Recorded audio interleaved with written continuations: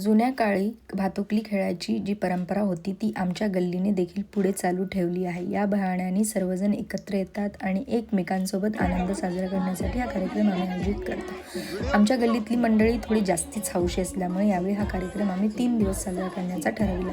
मेहंदी, हळदणी, यानंतर लग्न.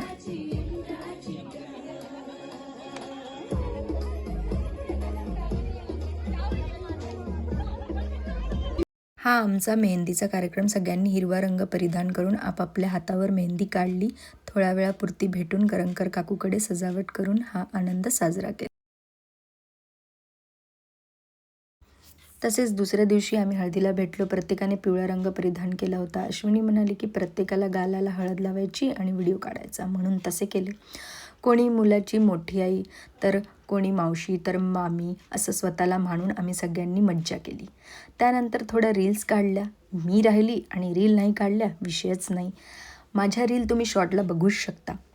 तर असा आमचा हळदीचा कार्यक्रम पार पडला.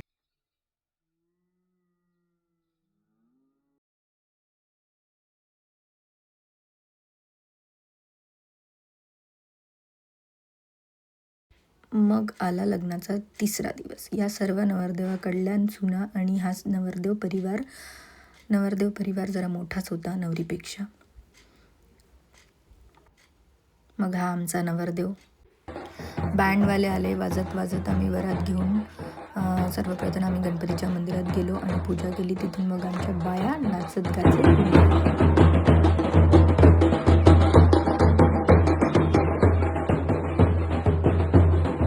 ही आमची बच्चा मंडळी, जरा जास्ती सहसी ह्या आमच्या सुना.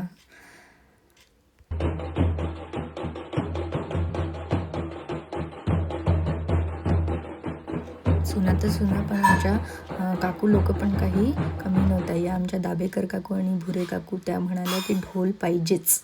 मग ढोल पाहिजे तर म्हटलं काकूंना थोडे ठुमके पण लावा.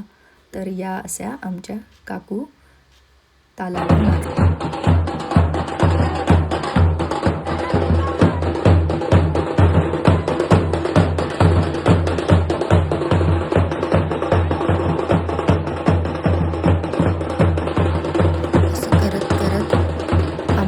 मंडपापर्यंत पोहोचलो.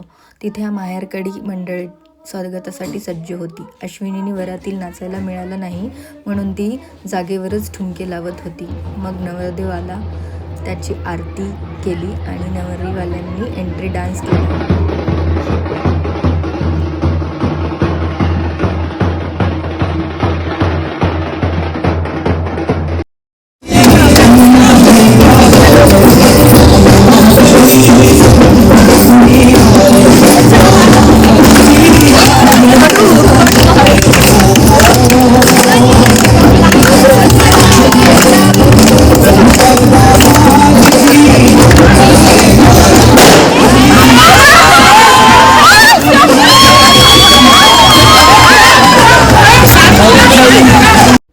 नवरीवाल्यांची एंट्री पाहून आम्ही म्हणालो आपण पण काही कमी नाही, चला एक डान्स होऊन जाऊ द्या. आणि आम्ही नवरीला थोडी चेतावणी देत हा डान्स वेळेवर केला.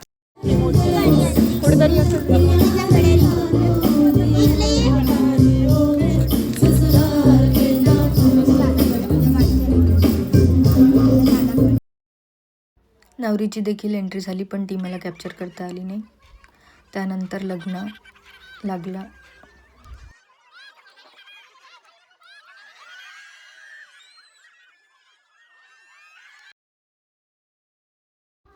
मग एकनीनी एकमेकांना घास भरवला. मग कपला कपली आपले फोटो काढत बसले. इकडे आमच्या अश्विनी आणि प्राचीचे गेम्स घेणं चालू होते. तर काही लोक जेवण करायला लागले.